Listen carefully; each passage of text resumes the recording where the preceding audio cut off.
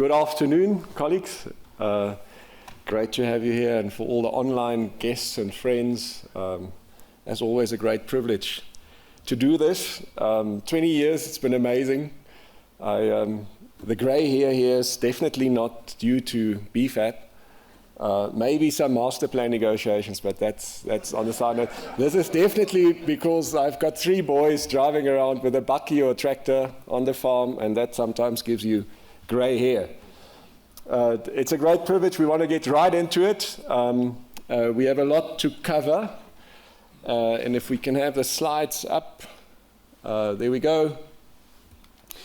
So first of all, I wanted to talk to you about the baseline. Why do we do a baseline, and why I've been doing this for the last 20 years? And this is a very simple graph, and I think concepts that most of you have dealt with, or maybe in a scenario session in your business, in government. 3 important concepts.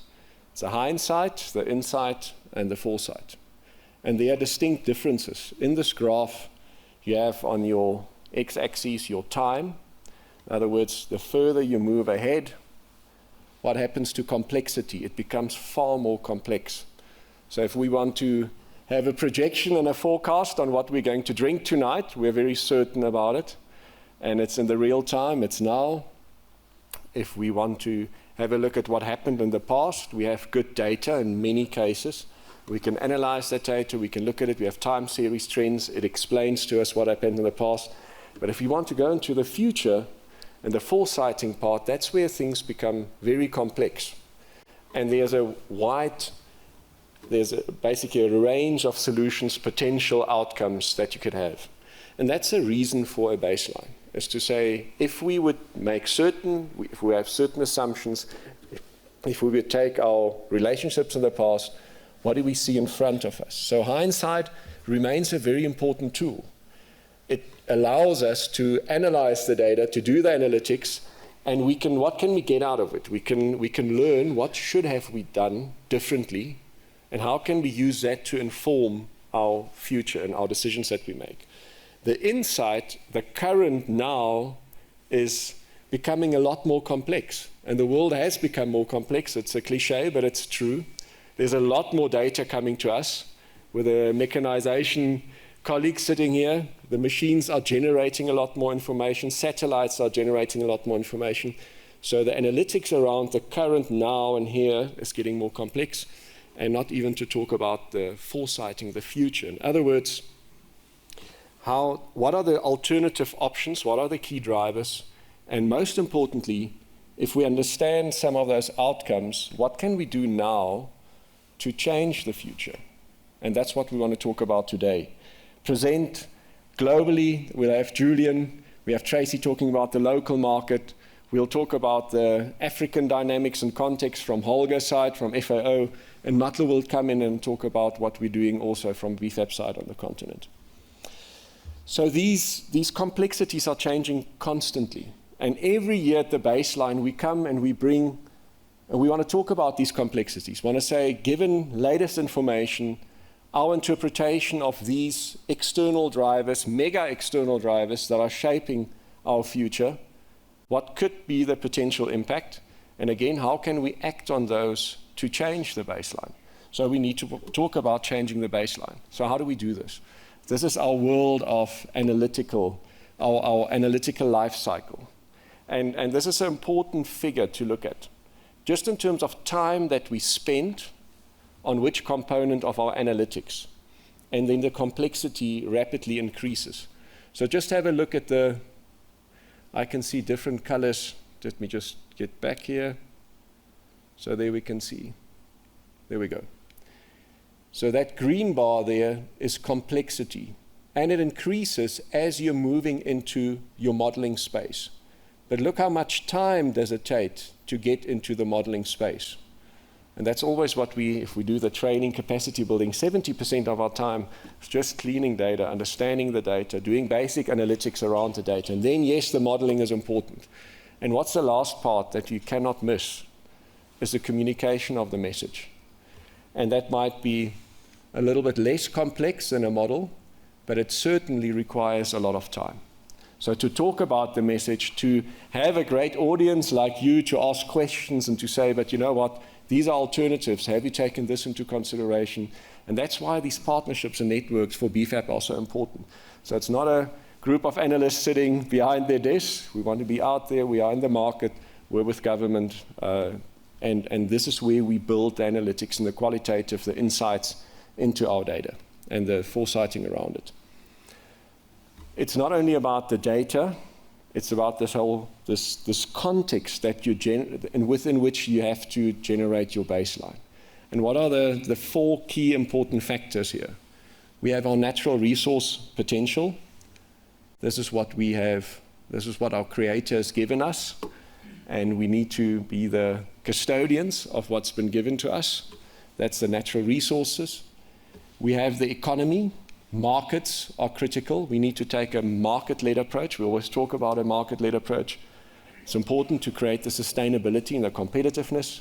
We have people, that little table there, just to eyeball it, we have the farmers, we have the commercial farmers. We have over a million households, 1.3 million households, or 2.3 million households, if you add all of them together, involved in agriculture. In the middle, we have small scale, large scale, commercial, informal farmers. We have consumers. And this is the poverty map on this side. So we need to feed a nation. South Africa is one of the most unequal countries in the world. And within this context, the solutions, the options, the opportunities that we generate take this into consideration. Agriculture and agro-processing has outperformed other sectors in the economy in recent years. So colleagues, this is an important message to carry as agriculture economists or as agribusiness and agriculture. Agronomists, go and tell the story. Look at this over here in the recent years. So agriculture's share of the economy has been declining, which is typical in a first world developed structured economy where you have bigger value add beyond the farm gate. This is primary agriculture. But look at these recent years. Amazing performance by the agriculture sector. Rapidly increasing and actually outperforming the rest of the economy and growing its share of the total economy. And the same for agro-processing, also growing faster than what we've seen in the rest of the industrial space and manufacturing space. The reality, however, is if we look in front of us, we have a lot of challenges. So we know about load shedding, the weak consumer demand, the declining prices internationally, and we see local prices coming down. We have infrastructure challenges. We have service delivery challenges. We have ports and logistics that are congested, not being able to take the volume of produce that we are pushing into the market. So if we put all of this together, and Tracy will take you through a lot of detail on how do we get to this basic picture, but then going in front of us, this is the real ag GDP. Doesn't look too great for the next 3-4 years until 2027, 28. Then only we see this kind of positive turnout. Given the current situation, so in other words, projecting what we currently have with all the constraints, opportunities that we're going to look at in terms of global markets, this is the picture that we're looking at. The question is, can we change the outcome? In order to do that, we need to take into consideration what goes into a baseline. And this is obviously something that at each baseline, I have colleagues asking, what did you say last year? So now we are going bold, we're going to say, what did we say 10 years ago and 20 years ago? So this is a bit of fun that we're going to have here for those of you who enjoy numbers. So just 3 quick slides. What I'm going to do is we're going to compare actual versus forecast. What did we say in 2003 about maize yields? And our average forecast, if we take the average of that line there, that was about 3.5 tons per hectare. The actual average yield for that period was 3.85. So that was our forecast, this was actual, so yields grew a bit faster. Then we came in, jumping to 2013, our projection was an average yield of about 5.2, it came out at 4.8, but on average, if you just take at the growth rate, it was still faster. So we had these mega bumps here in 15 and 16, which is playing around a little bit with that average, but still yields on average growing at a fast rate. Look at soybeans.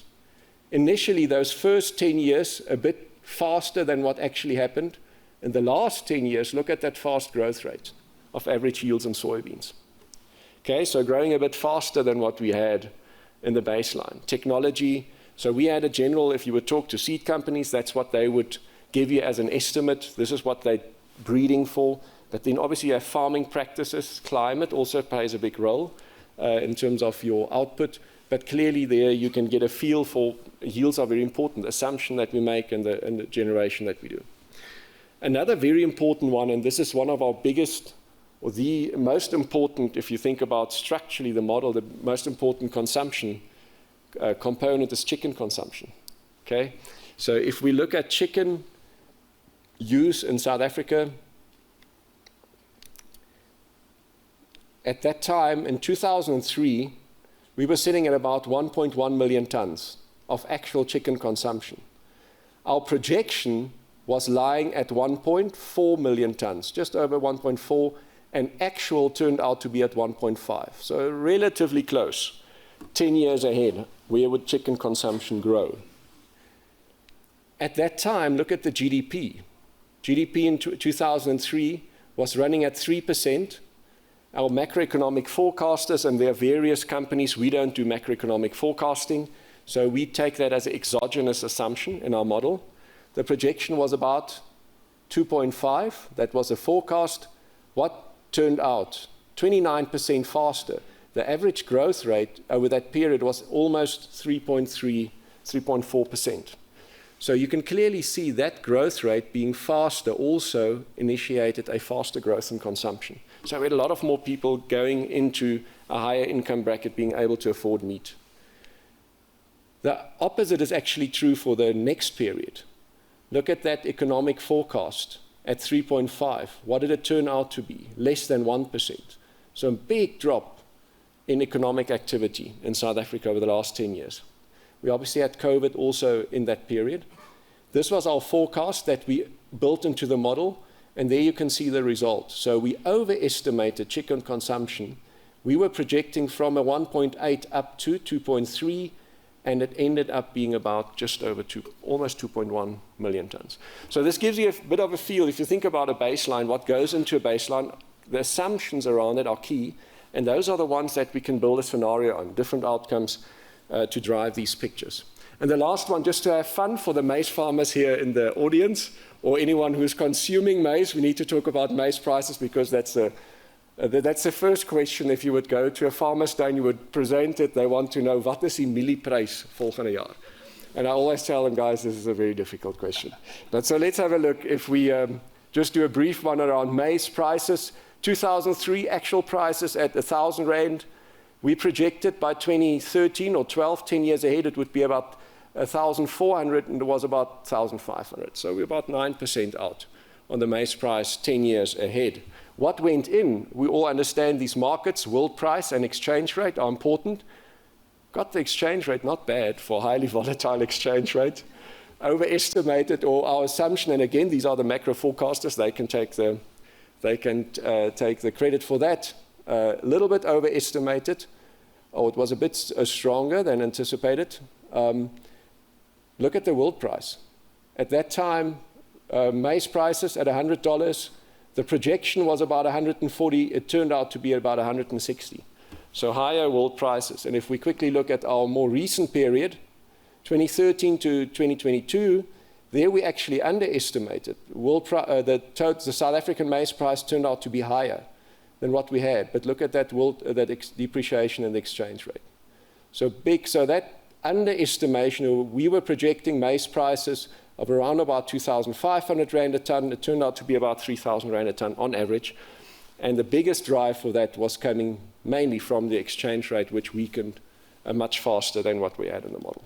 So I hope this gives you a bit of a feel in terms of baseline, what goes in, why do we do it? So the why do we do it, and this comes back to the question, can we change the baseline? Can we change this flat line? And I want to give you just a quick few examples, and Julian, then I'll switch over to you.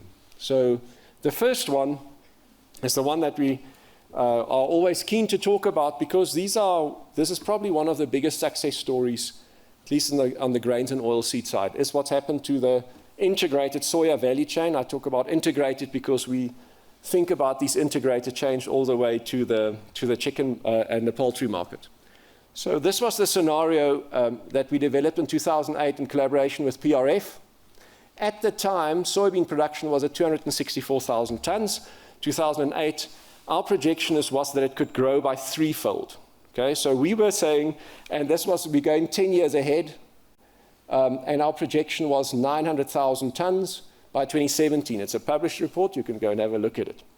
So here were the scenarios that were developed, and we said one of the key elements, you'll remember at that time, crushing capacity still was very low in South Africa, but we had a clear opportunity to do this. And the scenario developed around dramatic increase in crushing capacity and avoiding a recession. That was before we had the recession, so we didn't quite avoid it. We did have a recession, but it was definitely not a long, severe global recession. It was a kind of a bump down and up. And that was scenario 4. So that was our most bullish one. So what happened in reality? We hit that target 3 years earlier. Instead of 2017, we got to 900,000 tons already in 2014. Production's estimated at 2.8 million tons in the current season. And since April 2023, SA is self-sufficient on meal and beans for the first time. So for the first time in history, we've been importing a lot of meal, and that was ultimately getting to that target where we can actually be self-sufficient. So discounts are significant enough in the inland that we can drive meal all the way down to the coastal areas, and if we can get our rail company to participate in a program to get rail going, we could actually get it to many of those coastal areas, especially Western Cape, more effectively. Another example of changing a baseline, the NDP, 2030. In the NDP, the big focus was on jobs and growth, and many of you still remember that famous matrix of commodities and just a focus on growth potential and which are the labor-intensive ones. And there you can see, we don't have to go into all the detail, but we kind of had at that time, 2011, the soybeans, the poultry, the eggs, the high growers here, Max, pecans, avos. At the time, our projection was taking natural resource potential into consideration, looking at market space. Our projection was a total expansion of 140,000 hectares of high-value export crops, okay? And that was by 2030. This target was achieved in 2022.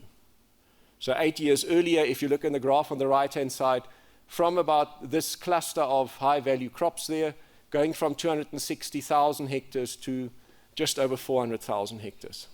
If you work with an average investment of around about 800 to 1 million rand a hectare for these intensive crops, that's a big investment and coming very fast. So if there's opportunity for growth, it can happen, but things need to work together. There needs to be a partnership, and we need to identify it and go for it.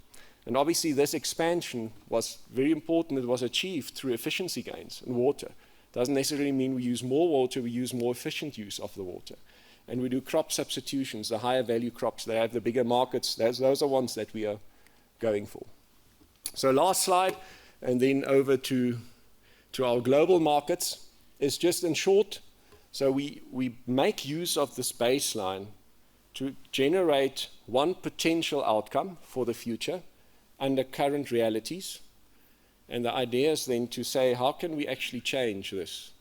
If this is the reality that we have ahead of us, can we change this? And that's where the macroeconomic assumptions, the policy assumptions, and basically building a picture of alternative outcomes. So this is just another example of what we did for a mining exercise. And then you can create these alternative outcomes. There's actually one specific outcome.